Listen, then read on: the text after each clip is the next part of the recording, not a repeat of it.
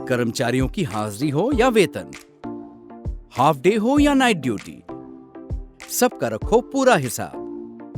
पूरे स्टाफ को मैनेज करो एक साथ एक ही ऐप पर। डाउनलोड पगार खाता। नमस्कार, आप देख रहे हैं एमपी तक, आपके साथ मैं हूं अमित तिवारी। ये कहानी दर्द की दास्तान, या यूं कहूं इस कदर दर्द से भरी है कि जहां जिंदगी इस मोड़ पर आ जाएगी किसी ने सोचा नहीं था। कहानी देवास की है। ये कहानी आपको हिला कर रख देगी।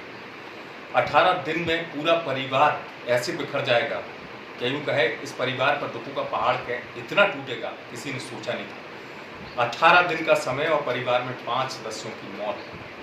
ये कहानी जो है बहुत ही ज़्यादा भावुक कर जाती है। कोरोना की मार और उसके बाद ये परिवार लाचार।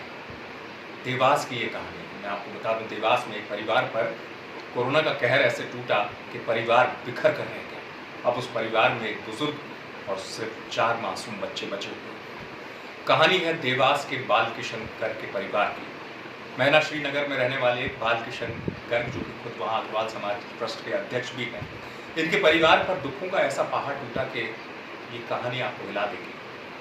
दरअसल सबसे पहले बाल किशन गर्ग की जो पत्नी थी चंद्रकला देवी, उनका कोरोना की वजह से निधन हो गया।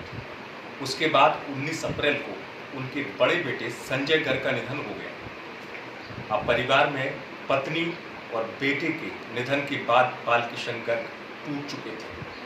ठीक इसके अगले दिन सोचिए कि बाल किशन गर्ग संभलते 20 अप्रैल को उनके छोटे बेटे स्वप्नेश गर्ग का भी कोरोना से निधन हो गया। और कहा जाए कि इस कदर वो टूट चुके थे यहाँ पर जिंदगी में आकर के संभालना अपने आप को मुश्किल हो रहा था बाल किशन गर्ग को, अपनी पत्नी और 2 बेटों के जाने के बाद। इसके कुछ ही दिन क्या कहूँ कि एक दिन बाद ही इस घर की छोटी बहू रेखा इस सदमे को बर्दाश्त नहीं कर पाई और रेखा ने खुदकुशी कर ली।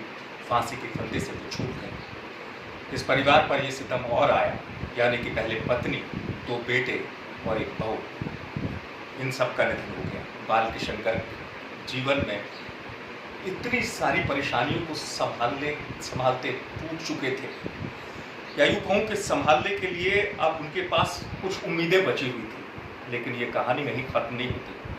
अब उनके परिवार में बाल किशन गर्ग, उनकी बड़ी बेटी, बड़ी बहू जिसे कहें ऋतु, और 4 मासूम बच्चे, ये सब बचे हुए थे, जो कि ज़िंदगी से इतना छिन जाने के बाद भी उम्मीदों के सहारे जी रही थी। लेकिन शायद इस परिवार पर और ज़्यादा सितम होना था, और कुदरत का ऐसा सितम था कि उनकी जो बड़ी बहू ऋतु बची हुई थी, वो भी कोरोना संक्रमित हो गई और रविवार को ऋतु का इंदौर में निधन हो गया।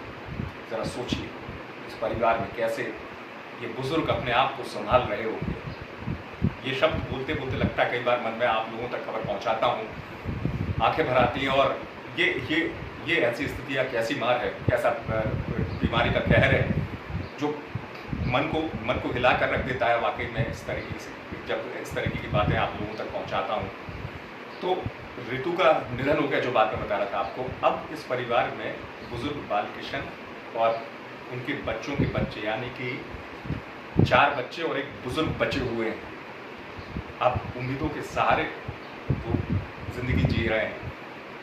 अब उन बच्चों के साथ उनके बुजुर्ग बाल किशन हैं, यानी कि सोचिए 18 दिन के इस अंतराल में परिवार के 5 सदस्यों का जाना और इस परिवार पर पहाड़ का ऐसे टूट जाना, वाकई में काफ़ी मर्मस्पर्शी ये बात है, जिसको मैं आपको बता रहा हूँ कि दौर ऐसा है कोरोना का, जहाँ पर इस तरीके की बातें सामने आती है, तब सोचकर लगता है कि ये कैसी महामारी है जो लोगों की ज़िंदगी पर ऐसे भारी पड़ रही है। मध्य प्रदेश की आपसे बात करूं तो मध्य प्रदेश में बीते रविवार को 12,000 से ज़्यादा मामले आए। देवास में करीबन 115 मामले सामने आए।